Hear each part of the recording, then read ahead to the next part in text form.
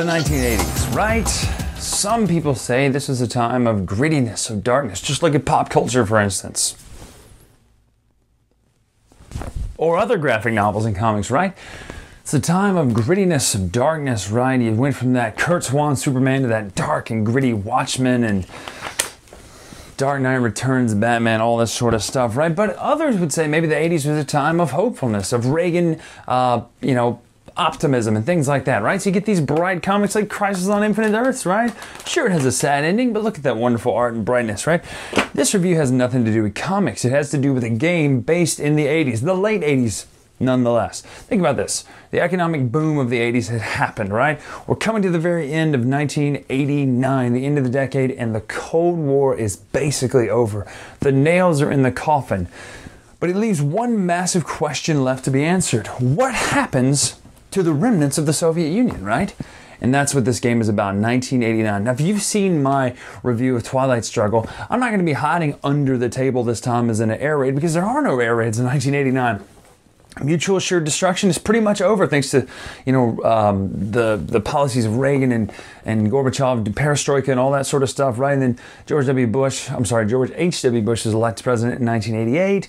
So America's entering into a new presidency. You've got Gorbachev on their side, and it just is a different feel than, say, Kennedy versus Khrushchev. Much different. The whole world stage has been shifted. So what is 1989? 1989 is a card-driven game, much like Twilight Struggle. But the question remains, is it as good as Twilight Struggle? That's to be seen. Let's dive in right now, find out how 1989 plays, and should you get this? It's hard to find, though. But if you can find it, should you get it? Let's look right now.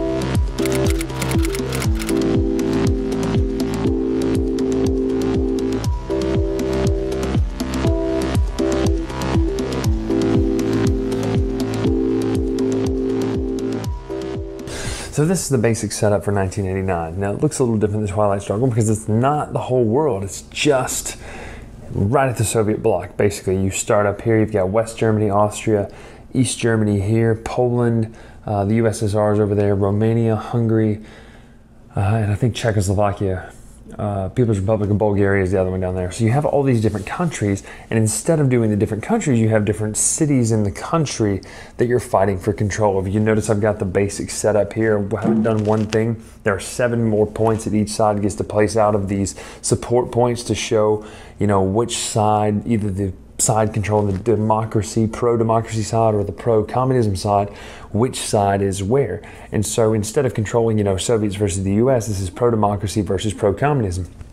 At the start of the game, no one controls any of the areas. Remember, they're flipped to their colorless side if you just have presence, but when you control them, let's just say you flip it to the colorful side, either blue for the pro-democracy or red for the pro-communist. To gain control of an area, you have to have the total of the influence points up in the top right of each city.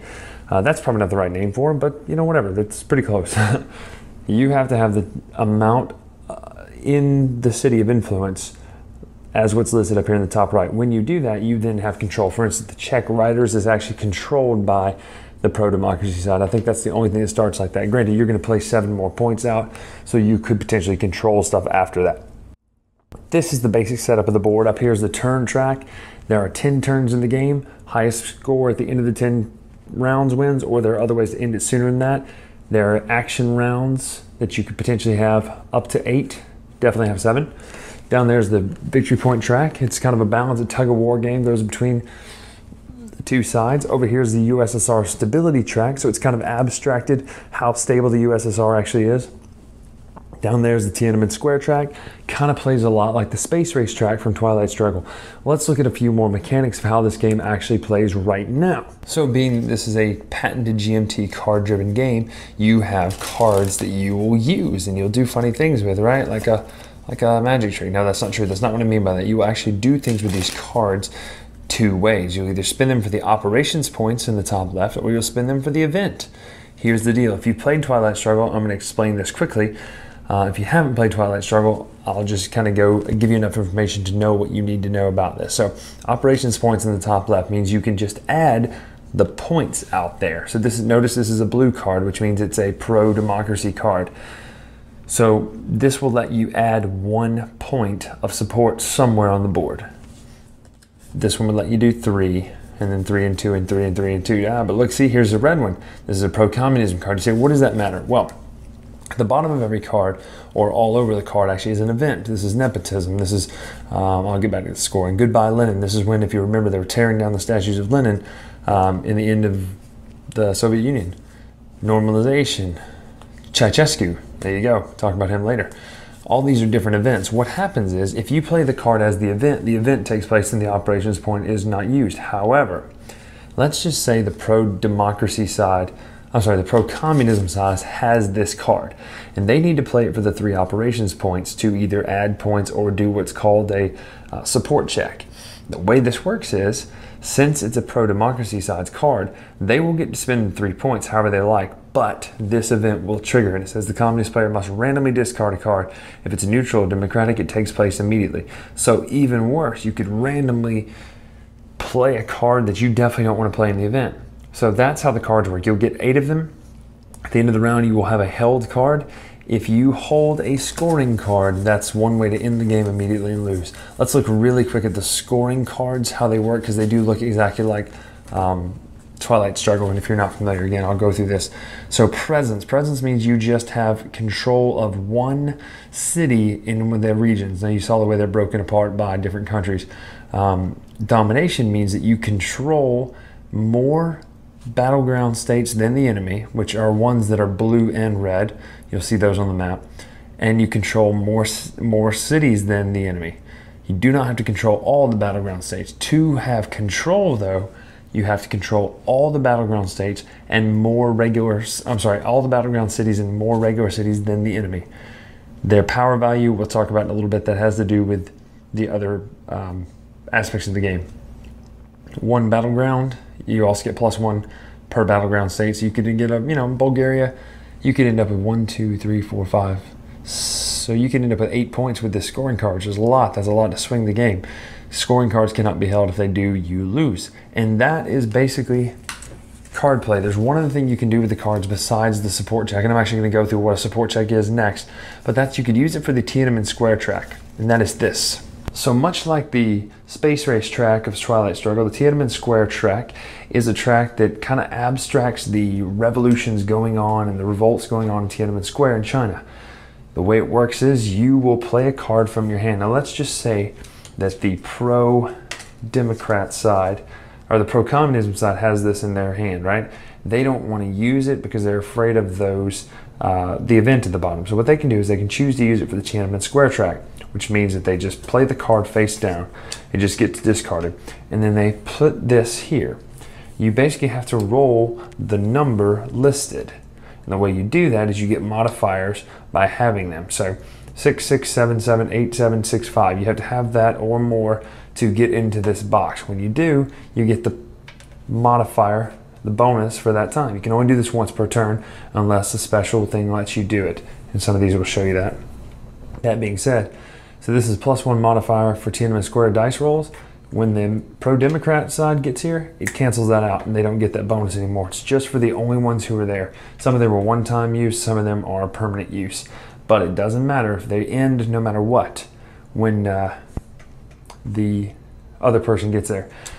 Power struggle result table. This is if the Democratic player wins the power struggle and rolls a 4 or higher for victory points, the communist is toppled from the power, and the power struggle card is removed from the game. If the power struggle is won with the petition card, there's a -2 modifier for both dice rolls. If the power struggle is won with a rally in the square card, there's a +2 modifier for both die rolls. What in the world is that? Well, that is the new mechanic of 1989 Dawn of Freedom, which takes place right now. So 1989 has a separate deck of cards for the power struggle. The power struggle happens when you score a country, and it works much differently than Twilight Struggle, where you have these different cards. So let me just show you kind of what these look like. These are a hand of cards with different suits on it, things like March, or that's an elite leader. We'll talk about that in a minute. Support falters, This is a petition. This is a rally in the square. This is these are all leaders here. Strikes. These are marches, strikes, student leader, strikes, petition, petition. So these are the different suits, you know, things like petitions and strikes and marches and all that sort of thing. The way this works is the attacker in the power struggle is the person who has initiative. That would be the person who played the card, and there's other ways to get initiative, but we'll talk about that later. You can read it in the rule book. The rule book is very good in this game. I made fun of the rule books a little bit in the Twilight Struggle review, but they really make sense for war games. But you are dealt out cards based on what you have control-wise in the country. So let's just say we're doing Romania. Right now, no one controls anything, but you would have to have control to do this, of a presence to do it. So let's just say we have presence here and presence here. Let's just say, for the sake of saying, we don't, but let's just say you would get 6 cards for having control of one city there, and 2 more for each that you have control of. So right now my hand looks like this. I've got a march, an elite leader, support, falters, petition, and a rallying the square, and an intellectual leader. That might have been too many cards, but it looks like this. I can only play leaders if I control a city that has the right symbol on it. So there's a list of the different symbols up here of what they are and what they do. Things like the elite, the bureaucrat, the farmers. And you can see those on the board. Things like farmers, government, I can't remember what the star is. It is bureaucrat. Elites are the cars, writers are the press, or the typewriters, churches are those, minority spacers are those. You can only play the leader for the ones that you have control of. But the way it works is, let's just say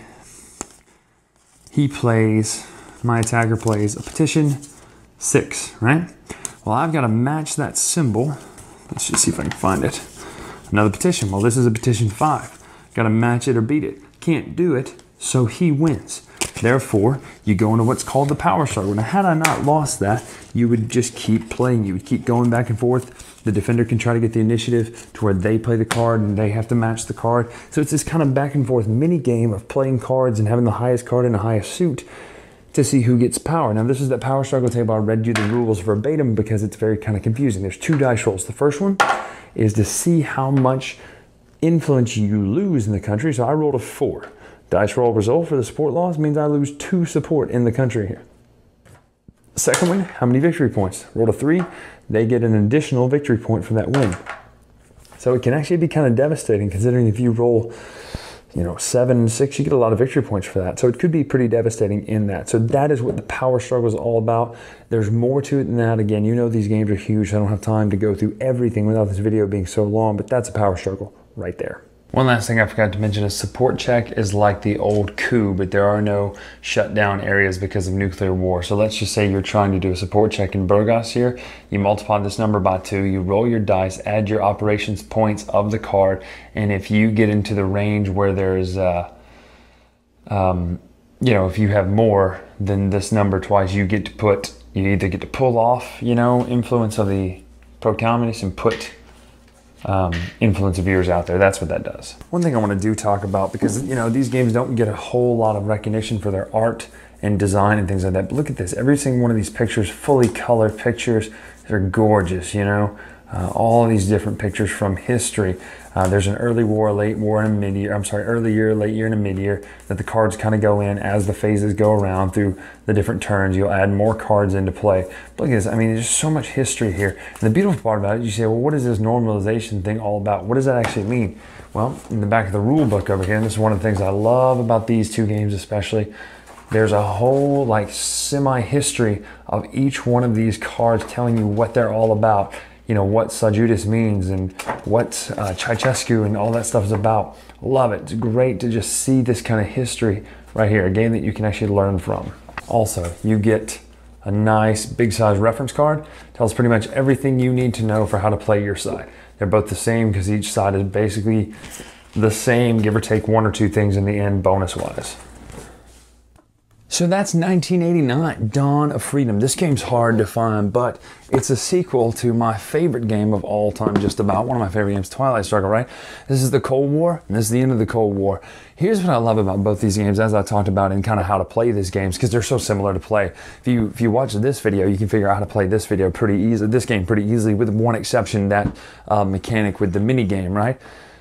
1989 is interesting for multiple reasons. What I love about GMT games, it causes me to learn. It forces me to go research stuff. I didn't know about the Velvet Revolution. I didn't know about the Romanian Revolution. A little bit. I remember hearing about it as a kid, about, you know, Beirut and things like that. That may not even be the right country, but I'm pretty sure it is, right? Bucharest, Lebanon, Beirut. I don't know. Anyway, point is this. All this stuff happened in my lifetime. When I was only like 2, right? You know, I was born in 87. This is fantastic stuff of history that really happened. I mean, this isn't like the story about, you know, Mechatol Rex being blown up and people going in to find it, or, you know, the galaxy far, far away. And I love those games. Rebellion and Twilight Imperium are incredible, or Game of Thrones, but this is real. This happened. And, you know, the wall fell. I've been watching this documentary about the Cold War because of Twilight Struggle, right? And you see, like, just the fact that an entire half of the world, pretty much, of Europe at least, was kept in captivity because of this Berlin Wall, because of the whole regime, right? And this is a tough subject because the ramifications of the Cold War, well, they really started back before the Cold War. They started before World War II. They started at the end of World War I because of Lenin and the Russian Revolution, right? Which started because of Marx and Nagel even before that. So you go all the way back to the 1800s to the seeds of these ideas that culminated and fulminated and ended in 1989. Or did they?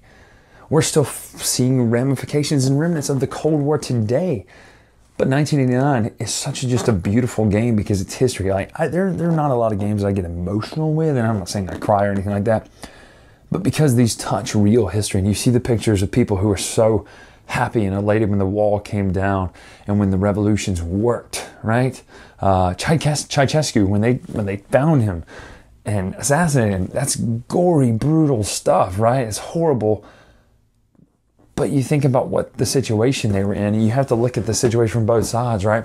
You say, man, they took that leader out and they assassinated him. Well, yeah, but he was also this tyrant, this totalitarian leader in a regime, you know, all this kind of stuff. And here's the reason why I bring all that up. It's visceral because it's real and it's relatively recent. My favorite podcast is Hardcore History, right? I love that. And he always talks about, oh gosh, what's his name? I'm blanking on his name anyway. It'll come to me in a minute. He always talks about, you know, passions are settled from the Peloponnesian War. Passions are settled from, you know, Rome versus Carthage, or Athens versus Sparta, or Persians versus the Greek now. You know, like, those passions are gone. We just look at them now as purely, you know, analytical through history. This stuff's recent. The sting is there. There are people who lived through this, people who lived in, you know, in those countries who were on the other side of the wall, who were just trying to get to freedom, right, to the West. And I don't know where you fall on this. You might be like someone who's hardcore in the East in this situation, watching this video, because you're a gamer, and that's the beautiful thing about gaming, is it unites the entire world. But I love it. I love 1989. And that's just me talking about history and waxing philosophically for minutes, but you know there's something special about these games that I'm able to even talk about this with them.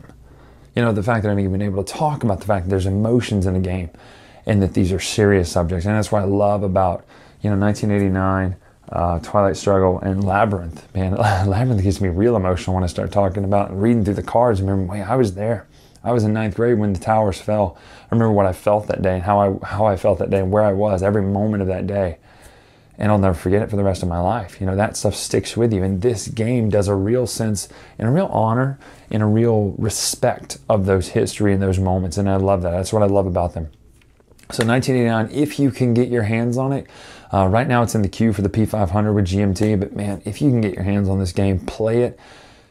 It's just as good as Twilight Struggle. It's a little slower than Twilight Struggle because of that mini game, but it adds a lot to it. It's not something you should just, well, we just won't play with a mini game. It adds a whole lot to it, and it makes sense. I mean, you got these factions who are fighting with each other in a very philosophical and ideological way, and the mini game really handles it really well. So 1989, if you can get your hands on it, get your hands on it and play it. You're going to love it. If you love Twilight Struggle, you're going to love 1989.